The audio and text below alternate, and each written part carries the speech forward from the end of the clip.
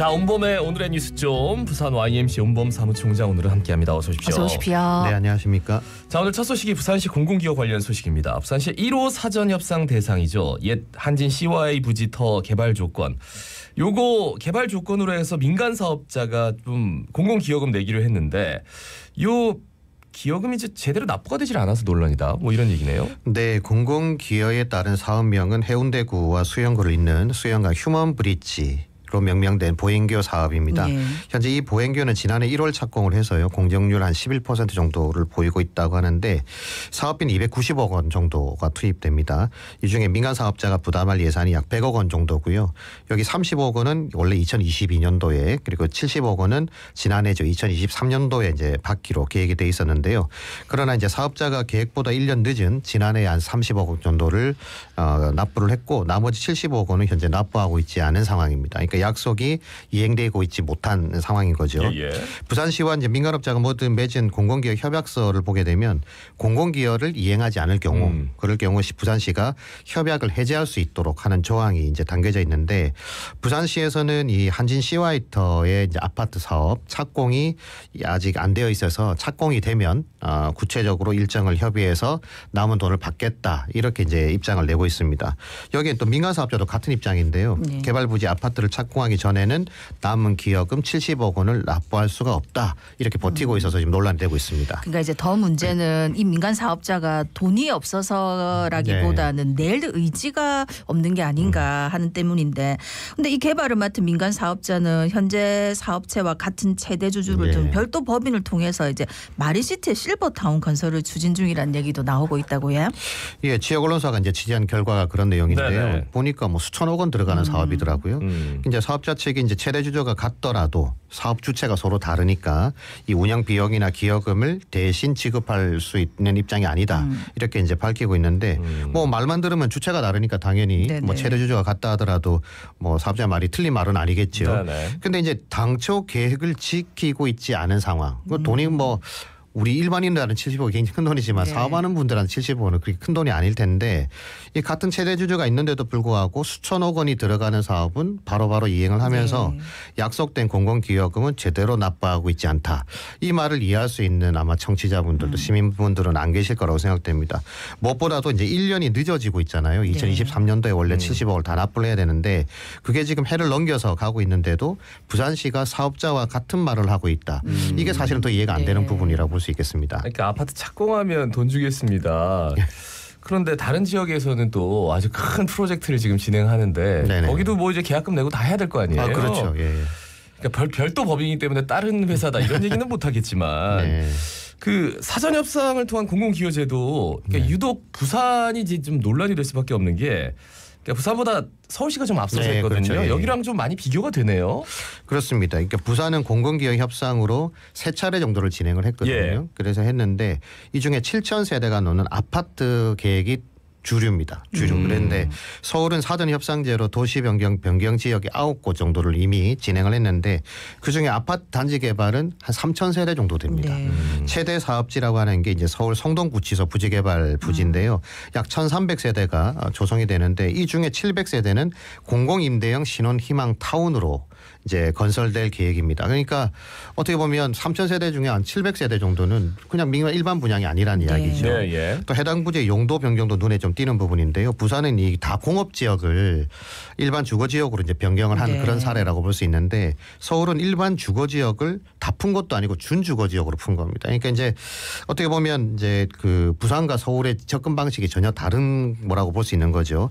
여기에다가 부산시는 공공기여를 거의 현금으로 받고 있는데 반해서 서울시는 현물로 받아가지고 공공시설을 대폭 늘리는 그러니까 시비를 들이지 않고 이 공공기여를 통해서 이제 공공시설을 만드는 이런 과정을 거친 거죠.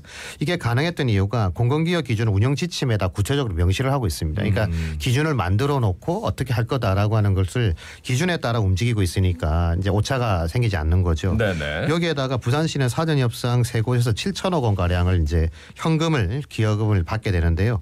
기금운용위원회조차 제대로 작동을 안 하고 있습니다. 구성도 돼 있지 않고 그러니까 돈이 어떻게 사용될지 이게 이제 불확실하다는 거고 그러다 보니까 계속 비판의 목소리가 나오는 거고요. 그렇게 놓고 보면 지금이라도 부산시가 이 뭐 자꾸 말로만 잘할 거다 잘할 거다가 아니라 이 불명확한 상황을 좀 개선을 할 필요가 있는 거죠. 돈 어디다 쓸 건지 어떤 기준으로 쓸 건지 그리고 목적과 취지에 맞는 사전 협상제를 해야만 이런 민간 사업자들이 버티는 이런 부분들을 이제 제어할 수 있는데 부산시가 사업자랑 똑같은 말을 하고 있으니까 답답한 상황인데 어쨌든 이걸 빨리 개선하지 않으면 앞으로도 반복된 상황이 지속될 거다 이런 목소리가 나오겠습니다. 네. 갈수록 뭐 자재비도 올라가고 뭐 그렇잖아요. 네. 돈의 가치는 떨어지는데 빨리 줘야지 뭐 이자라도 한 푼이라도 얻을 수 있는 그러니까요. 건데 네. 돈으로 주기로 했으면 빨리 받아야 되는데 받으려고 하는 사람들도 조금 미적미적거리고 조금 긴장을 늦추고 있는 건 아닌가. 예, 요 문제는 진짜 지금 어떻게 처리되는지 좀 자세히 예. 살펴봐야 될 것 네네네. 같습니다. 앞으로도. 자, 두 번째 소식은 옛 그랜드 호텔 재개발 관련 소식입니다. 이곳 이제 개발사가 최근 인근 호텔을 추가 매입을 했는데 여기도 또한 개발 방향이 수익형 모델에 집중되면서 이게 난개발 우려가 높아지고 있다고요. 예, 그랜드 호텔을 매입했던 회사는 부동산 개발업체죠. MDM이라는 회사였는데요. 최근 그랜드 호텔 인근에 있는 이비스 비젯 호텔을 다시 인수를 했습니다. 그래서 이제 요 두 곳을 이제 두 부지를 이제 연계한 통합 개발을 통해서 해운대형 복합 리조트를 개발하겠다. 이렇게 이제 계획을 밝히고 있는데 부지는 뭐 상당합니다. 원래 기존 그랜드 호텔 부지가 넓지 않습니까? 1만 1,643제곱미터에 이르고 있고 이비스 버젯 호텔 같은 경우에는 좀 좁긴 합니다. 536제곱미터인데 어쨌든 이 두 면적을 합치면 1만 2,000제곱미터가 넘으니까 굉장히 대규모 개발 사업으로 이제 진행될 예정이죠. 예. 이번 이비스 호텔 매입 과정에서도 굉장히 비용을 높게 지불을 했더라고요. 그러니까 평당 약 1억 3천만 원가량을 지불했는데 인근 부동산 가격이 현재 평당 1억 원 선에서도 거래가 잘 이루어지고 있지 않다라고 하거든요. 그러니까 상당히 이제 고가의 비용을 이제 지불했다고 볼 수 있는데요. 기존 계획에서도 이 고층 위주의 개발 계획을 내세워서 이제 난개발 우려가 컸는데 이 부지와 이제 들어간 비용을 생각해 보면 이제 우려가 현실이지 않을까 이런 생각들이 나오고 있는 것입니다. 그러니까 그 호텔이 그냥 있는 거예요. 예. 그리고 꽤 그 지나가다 보면 좀 새 건물이어가지고 네, 맞습니다. 저거 예. 살려면 돈 꽤 들었겠는데 네. 근데 비용도 많이 들었을 테고. 네네네. 그럼 이제 결국 사업자는 수익 내는 게 목표라서 이게 난개발 우려가 그냥 나올 수밖에 없을 것 같아요.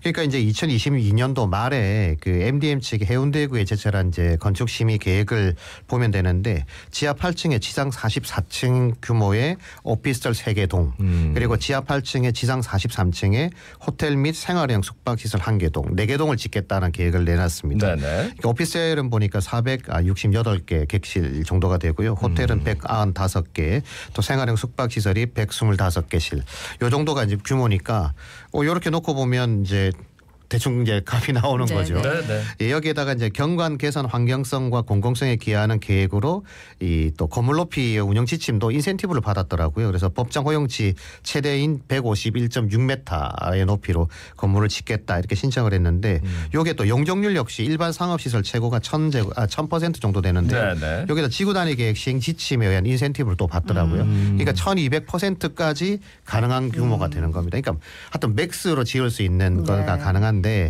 물론 이제 해운대 해수욕장 주변이 이제 중심 경관지구에 속해 있어서 이제 시 경관위원회라든지 건축위원회 심의를 이제 받아야 되는 부분은 있습니다만 지금까지 말씀드린 것만 보고 이게 복합 리조트라고 인식되는 분들이 거의 없으실 거예요.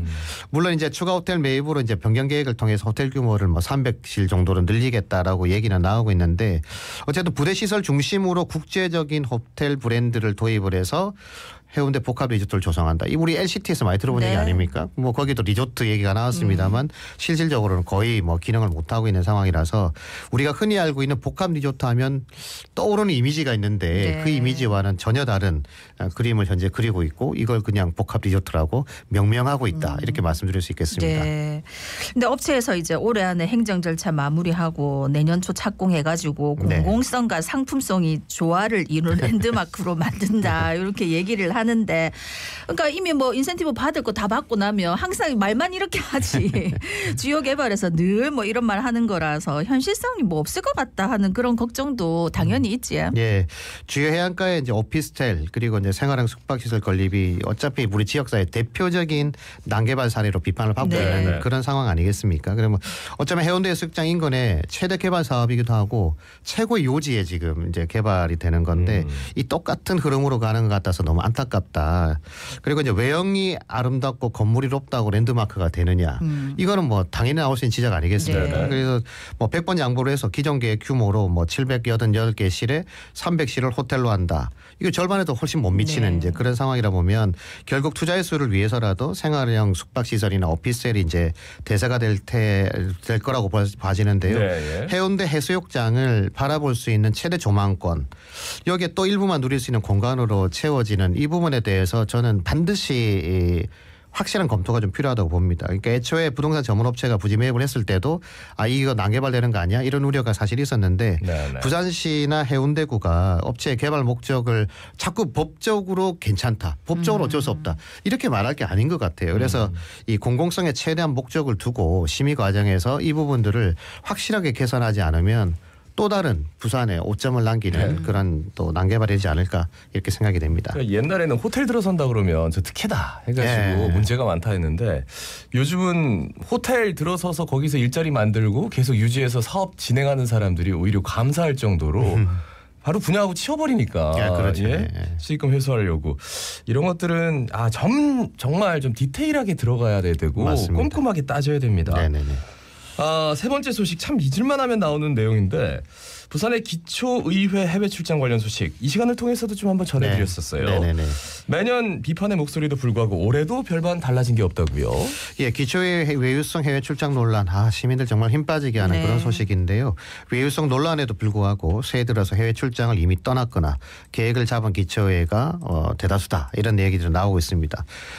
특히 이제 일부 기초회는 출장비까지 상향 조정을 했다고 하는데요. 예. 지난 13일에 동래구회가 스타트를 끊었습니다. 1,370만 원의 예산으로 6명의 구의원들이 일본에 4박 5일 일정으로 출장을 갔는데 문제는 지난해 초에도 일본을 갔다는 겁니다. 이번에 또 일본을 또 간 거죠. 그럼 목적이라도 좀 달라야 되지 않겠습니까? 근데 이제 지난해에는 도시 재생과 저출산 고령화 정책이 목적이었다고 하면 이번에는 사회 간접 자본과 도시 재생을 배우러 갔다.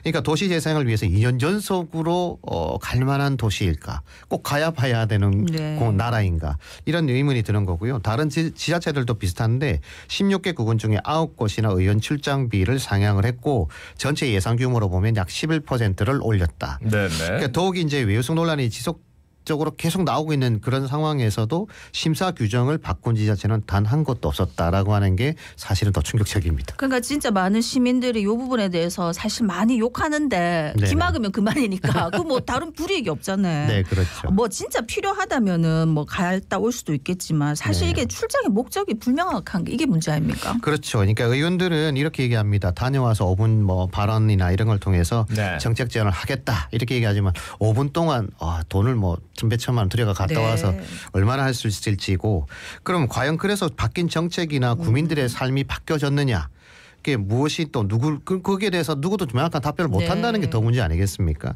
결과 제시는 당연히 되고 있지 않고요. 그래서 외유성 논란의 핵심은 일정에도 있는데 예를 들어 도시재생이라고 하지만 그와 무관한 이제 관광지를 둘러보고 뭐 겉핥기식 그냥 단체 한번 만나보고 지자체 가서 얘기해보고 이런 그런 견학 수준의 이런 내용들이 도움이 되느냐 이 의문은 뭐 계속 나올 수밖에 없는 상황입니다. 이런 상황에서 의회가 개선의 의지를 보인다면 당연히 해외 출장 심사 규정도 좀 바꿔야 되고 앞서 말씀드린 것처럼 외유성 논란에도 심사 규정을 바꾼 데가 한 군데도 없다는 거 아니겠습니까? 네. 또 출장비 증액도 의회 사무처가 안을 만들어서 의회에다 제출하고 그 심의는 의회가 하는 거니까 뭐 셀프 심사를 네. 하는 거죠. 그러니까 자기들끼리 다 만들어서 하는 겁니다. 물가 인상 얘기하고 있는데 지금 시민들의 삶이 네. 얼마나 팍팍합니까? 그런 부분을 생각해 보면 의원들이 이게 자기들이 그냥 이런 걸로 권위 만드는 게 아니라 행동과 말 그리고 정책으로 자신들의 권위를 만든다는 걸 꼭 좀 기억해서 이 비판이 더 이상 나오지 않았으면 좋겠다는 말씀 네. 좀 드리고 싶습니다. 지난번에 벌써 다녀오셨죠? 네. 그죠, 일본. 13일부터 그렇죠. 예, 그렇죠. 간다고 13일 날 했으니까. 갔다 오셨으니까. 네. 요것도 또 이렇게 되면은 또 여기서 얘기하고 끝날까봐 제가 그 말씀을 드립니다. 이게 계속 얘기해야 되는데. 네네. 부산 IMC 온범 사무총장이었습니다. 고맙습니다. 고맙습니다. 네, 감사합니다.